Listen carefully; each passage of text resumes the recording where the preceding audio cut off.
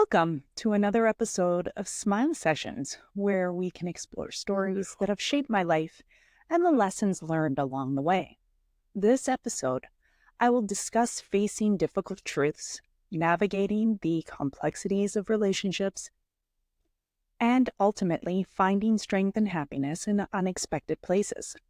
Join me as I recount the pivotal moments that led me to a transformative chapter in my life and discover how sometimes life truly makes sense in reverse. On January 31st, 2016, my ex-husband and I finally addressed the awkward elephant in the room that had been looming since Christmas. It was our niece's birthday party, and after the celebration, my ex stopped me as I was coming out of the bathroom. He said, "We need to talk." I replied, "Okay, about what?" He responded, "Not here, let's go out." So without my purse, phone, or keys, I left with him to a nearby coffee shop. We parked the car and initially sat there in silence. I knew what was coming. It was my time to open up and be honest. I started crying and told him that I loved him, but our marriage had turned us into being roommates. I was tired of being a convenience and a live-in maid.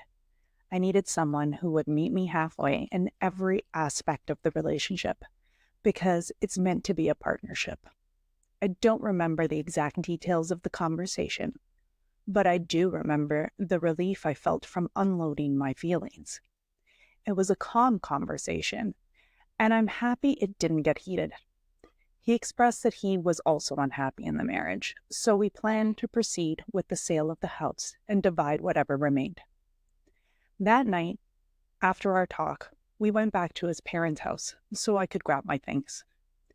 Walking up the driveway, I knew nothing was ever going to be the same again. Let me reiterate how hard it was for me to divorce his family. If I could have, I would have kept them. I was welcomed into their family and felt so much love. We lived with his parents for 9 months after we got married, while we figured out where we planned to live, and we got along so well. My ex-mother-in-law would often tell me that I didn't have to move out and that her son could go. Never in a million years did I think it would be so hard to go through a divorce because I didn't want to lose his family. So many relationships were built during our 9-year relationship, so along with mourning the loss of my marriage, I was mourning the loss of these connections as well. In the months following our decision, it got increasingly more difficult to live with each other, but I was advised by my lawyer that it was in the best interest to remain in the matrimonial home until it was sold. The house was on the market for about 2 months, and I was eager to close this chapter. So I turned to a higher power. All it took was a St. Joseph statue and a prayer to get the job done.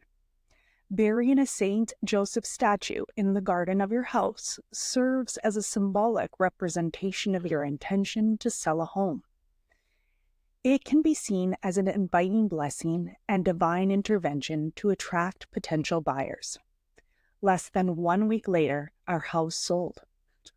Once the house was sold, I kicked things into high gear and started packing.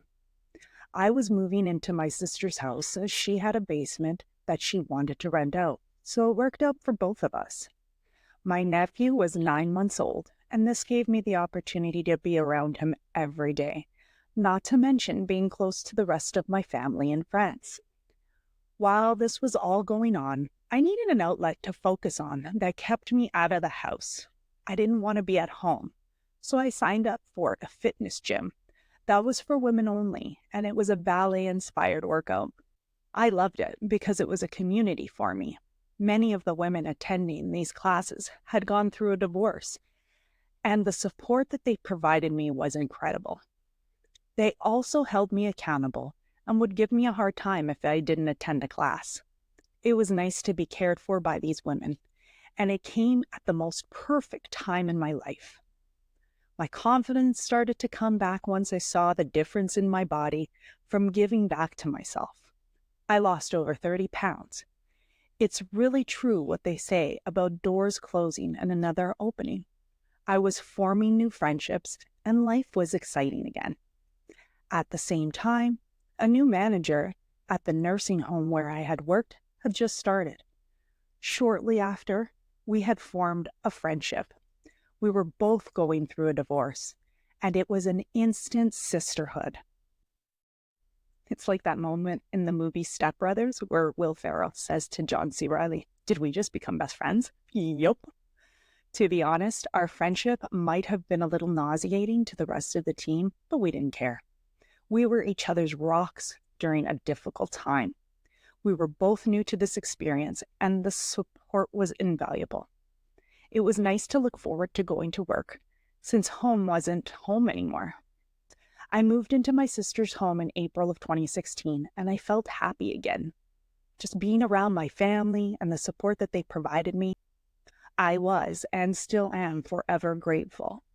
It is so important to surround yourself with people who fill your heart with love, especially when your life isn't where you thought it would be. I was 33 years old, and I was starting my life all over again. It was a scary feeling, but it was also an empowering one. It was my opportunity to change the narrative of my story, a time for me to transform into the person I was meant to become. It was also a time to let loose and have fun and stop being so serious about life. It's called balance, right? Enter the phase single Perry. Typically, after a breakup, women tend to cut their hair. It's a symbol of a fresh start and a new beginning. I, on the other hand, already had short hair, so I did the exact opposite and got hair extensions. It was awesome and liberating to achieve a completely new look. I've always had a passion for hair, so I even took a course on how to do extensions, and I was really good at it too. My cousin was often complimented on the application of her extensions. But it's a lucrative side business, and it's a tough market to get into. I did learn something new, and I had fun, and that was the takeaway from my experience. Every weekend, I was out with friends, dancing and having a great time. It actually got to a point where I was even out on a Monday night. A Monday night! I don't even know who I thought I was. I ended up dragging my butt into work the next day, feeling like I was in my 20s again, except the hangover lasted way longer, and my energy level had decreased significantly. The bounce back ain't what it used to be. I remember one night going out and coming home at 2 a.m. and being at work by 8:30. I felt so sick and hungover, but I couldn't take the day off because a coworker was getting married, and it was the day of her surprise bridal shower. I think my skin matched the color of my dress that day, a nice shade of green. I remember just counting down the clock until I could go home and crawl into my bed without being enticed by anyone to go out again that night. I knew I wasn't going to be able to keep up this lifestyle. It was only a matter of time. So I booked a trip with my cousin and her friend. We took off right before Canada Day long weekend to spend 5 days in Ocho Rio, Jamaica. It was a whirlwind of a trip, but it was exactly what I needed. This gave me the opportunity to step outside of my usual environment, which helped me break the cycle of negative thoughts and memories associated with my breakup. It was a healthy distraction, helping me focus on the present moment, and it provided much-needed emotional rest. I was so thankful that I maintained social connections with my family and my friends because it prevented me from feeling isolated and lonely. To be completely honest, it helped me feel like myself again. I genuinely felt happy, and I hadn't been happy in a really long time. During this experience, I learned that we have many different types of relationships for different phases of our lives. We connect with those who are going through similar life experiences in the moment so that we can gain emotional support. It helps us not feel lonely, and it helps us build community. Each type of friendship adds value to your life in a different way. Foster and grow those meaningful connections to help create the life you want to enjoy. Thank you for joining me on this journey. I hope my story resonates with you and reminds you of the importance of honesty, self-care, and the power of community. Remember, every ending is a new beginning, and it's never too late to rewrite your narrative.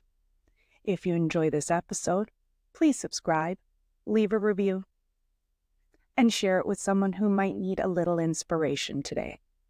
Until next time, take care and keep moving forward with love.